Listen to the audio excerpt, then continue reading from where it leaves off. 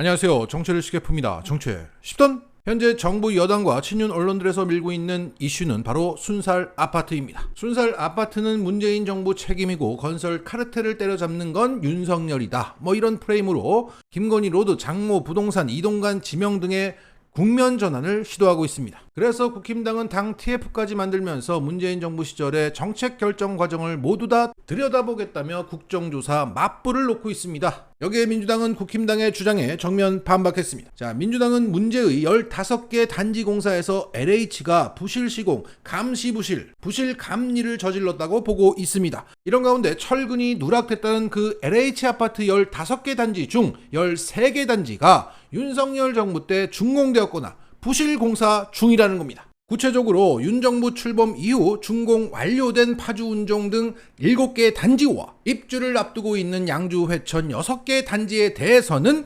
윤석열 정부가 준공검사 승인을 해줬다. 준공검사 승인을 잘못한 것이 바로 철근 누락의 핵심이다. 다만 윤 정부 이전에 준공된 남양주 별내 등 2곳 단지는 문재인 정부 하에 LH가 준공검사 승인을 해준 게 맞다. 따라서 남양주 별내 2곳은 문재인 정부 책임이고 나머지 13곳은 윤석열 정부 책임이라는 겁니다. 또한 일부 업체들은 윤 정부에서 감리업체로 선정돼서 부실 감리를 벌인 것으로 파악하고 있다. 그러면서 민주당 대변인은 이렇게 말했습니다. 비리가 있는 문제에 대해선 검찰이 수사하고 특히 국토부 관련 부분은 정부가 책임지고 이 문제에 대한 원인 규명과 대책 마련을 해야 한다는 게 민주당 입장이다. 자, 물론 이것은 민주당의 일방적인 주장일 수 있습니다. 하지만 현재 국힘당에서는 덮어놓고 문재인 정부 책임이라는 레토릭만 나오고 있지 민주당처럼 구체적인 근거가 나오지 않고 있습니다. 따라서 이 15개의 순살 아파트를 파면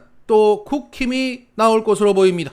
또 오늘만 사는 거죠. 최근 정부 여당의 대응들을 보고 한 구독자분이 이런 댓글을 다셨습니다. 영화 올드보이의 오대수를 보는 것 같다. 오늘만 대충 수습하고 사는 사람들 같다는 거죠. 자, 분명 이 순살 아파트 문제 제기는 정부 여당 쪽에서 드라이브를 건 겁니다. 그러면 쥐들도 이걸 건드리면 자신을 칠 수도 있다는 판단을 했을 겁니다.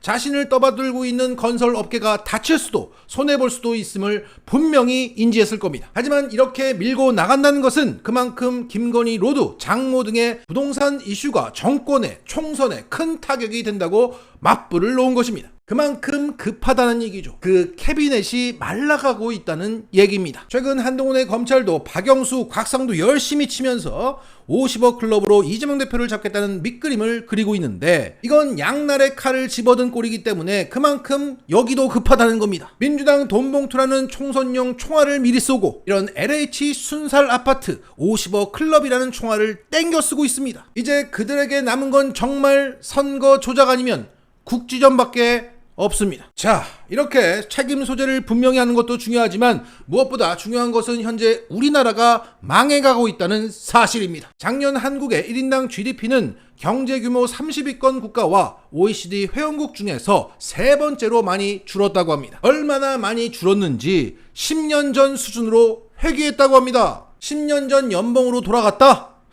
참담합니다. 그리고 미국의 월스트리트 저널은 한국의 7월 수출 감소폭은 예상치 못한 수준이고 심상치 않다고 분석하고 있습니다. 그리고 윤석열이 우크라이나를 대놓고 지원하면서 자극받은 러시아는 우리나라 스마트폰에 대한 수입 금지 조치를 내린다고 합니다. 현재 상온초 전도체 개발 가능 소식으로 상한가를 치고 들떠있지만 이건 가봐야 하는 것이고 황우석 시즌2가 될 가능성도 배제할 수 없습니다. 분명한 것은 내년에도 우리나라 경제는 안 좋을 것이라는 겁니다. 왜? 투자를 안 해. 윤석열이 미래에 대한 투자를 안 한다는 겁니다. 자, 이와 관련해서 민주당 홍성국 의원은 윤석열 정부가 위기를 성과인 양 포장하고 있고 우리나라 경제 수장들의 상황 인식이 매우 놀라운 수준이라고 말하고 있습니다. 그러면 미래에셋 대표이사를 지냈던 홍성국 의원의 경제 브리핑을 들어보시면서 마치겠습니다. 네, 지난주 올해 2분기 경제 성장률이 발표되었습니다. 한마디로 정부가 거의 역할을 하지 않았다는 내용으로 데이터들은 다 보여주고 있습니다. 지난 전년 동기 대비 정부의 세입과 세출을 보시면은 역사상 유례가 없을 정도로 정부의 지출이 감소를 했고요.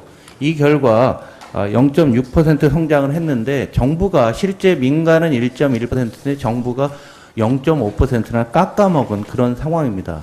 그리고 한국 경제 전체를 반도체와 자동차 중심으로 보고 있는데요. 지금까지 반도체 사이클 중에서 가장 어려운 상태로 가고 있다라는 것이 보여지고 반도체 가격 오를 때까지 천수답처럼 지켜보고 있는 그런 모습입니다.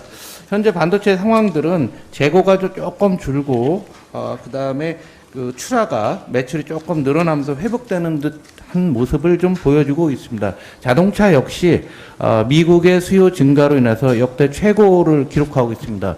그러면 우리 한국의 산업은 반도체와 자동차만 있습니까? 다른 산업도 역시 마찬가지로 굉장히 어렵다는 거죠.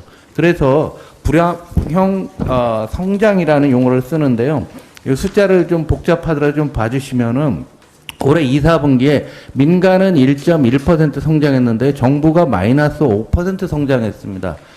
정부가 이렇게 어려운 경제 상황에서 아무런 역할도 하지 않고 있는 모습을 보여주고 있고요. 그 밑에 노란색으로 이렇게 해놓은 부분을 보시면 이게 투자와 관련된 사항입니다. 투자는 현재가 아니라 내년 또 올 하반기 내년과 관련됩니다. 여기서도 정부가 투자가 하나도 없습니다. 단순히 수출이 줄어서 수입이 줄어서 발생한 순수출 증가로만 성장한 아주 이상한 불황형 성장을 보였습니다. 근데 오늘 또 방금 전에 7월달 수출 결과가 발표되었는데요. 6월과 정확히 동일합니다. 수출이 줄어든 것보다 수입이 더 많이 줄어든 불황형 수출이 또 7월에도 여전히 유지되었습니다. 그런데 산자부 장관이 이 데이터를 보고 뭐라고 했냐면 무역 수지가 6월에 이어 7월에도 연속 흑자를 달성하며 흑자 기조 유지가 가시화되고 있다라고 표현했습니다. 정말 놀라운 언급이 아닐까라는 생각이 드는데요. 우리 여기서 좀 긴 그림을 한번 봤으면 좋겠습니다. 한국의 경제 개발은 61년이 됐습니다. 61년에 제로라인에서 마이너스 성장한 것은 80년도 2차 오일시합과 광주 민주화운동이 나던 그 시기, 그 다음에 IMF 외환위기, 2008년에 글로벌 금융위기 때도 밑으로 좀 내려왔고요. 코로나 때 마이너스 0.7, 딱 4번 있었습니다. 1% 성장을 정상적인 상황에서 한 적이 없다라는 말씀입니다. 그래서 지금 올해 성장률 1.4%라고 하는 게 얼마나 중차대한 일이냐면 60년 한국 경제 발전사에서 처음 있는 일인 겁니다. 그런데 반도체 가격이 오르기만 기다리고 있고 자동차만 쳐다보고 있는 이러한 정부에 대해서 진짜 국민의 입장에서 한국의 미래가 너무 걱정이 되고 있습니다. 일본이 90년대에 그 경기 침체에 들어갔을 때 극장화라는 용어가 있었어요. 경제 상황을 보고 극장 구경하듯이 쓱 지표 나올 때 한번 본 다음에 그렇군 하고 나와서 아무런 대책도 안 냈고 그렇게 20년, 10년, 20년 연속되다 보니까 잃어버린 30년을 지나게 된 겁니다. 지금 마치 극장 구경하듯이 우리나라 경제를 보고 있는 것이 아닌지 심히 궁금합니다. 근데 여기서 미국을 한번 봤으면 좋겠습니다. 미국 경제가 부활하고 있다, 좋다, 노 랜딩이다 이런 얘기들이 나오고 있는데요. 실제로 그렇습니다. 미국은 우리가 알다시피 제조업이 굉장히 작은 국가로 알려져 있는데요. 미국에서 제조업이 부활하고 있습니다. 이런 이유는 뭐냐면 코로나 국면에서 미국 정부가 엄청난 자금을 투여해서 미국 경제를 회생시키기 위한 노력을 했습니다. 미국의 제조업이요. 올해 5월까지이긴 하지만은 무려 제조업 건설, 제조업에 뭔가 공장을 짓는데 76%나 증가했습니다. 미국이라는 GDP가 25조 달러 되는 나라에서 76%나 제조업 건설이 늘었다? 어마어마한 일이죠. 그 아래를 놓고 보시면 정부가 제조업만 한 게 아닙니다. 인프라들을 새로 하기 위해서 우리가 수혜와 마찬가지로 근본적인 대책들도 미국의 경제발전 역사가 길기 때문에 바꾸다 보니까 보십시오. 도로 교량에 1,100억 달러, 전기 인프라, 철도, 통신망, 수자원 이런 데 엄청난 투자를 하다 보니까 미국의 제조업 성장률이 유례가 없을 정도로 성장을 하고 있고요. 여기다 여러분들 아시다시피 IRA과 반도체법에 따라서 반도체라든가 2차 전지의 투자가 많이 늘고 있습니다. 마지막으로 하나 보여드릴게요. 미국 GDP가 지난주에 발표됐을 때 모 증권사 애널리스트가 이런 제목의 레포트를 썼어요. 브라보, 멋지다 미국아. 왜 그러냐면 미국의 성장률이 2.4%입니다. 우리나라가 0.6일 때 얘는 2.5 연율 기준이니까 우리나라 이렇게 성장률이 좋아졌고 예상보다 물가가 안정이 됐습니다. 지금 미국을 대통령이 간다고 하는데요. 가서 미국에서 배워올 거는 바로 이겁니다. 미국이 무엇을 하는지, 미래를 어떻게 준비하고 있는지 이걸 캠프 데이비드 가서 배워오시기를 부탁드립니다. 경제는 민주당 경제대표 브리핑이었습니다. 이상입니다.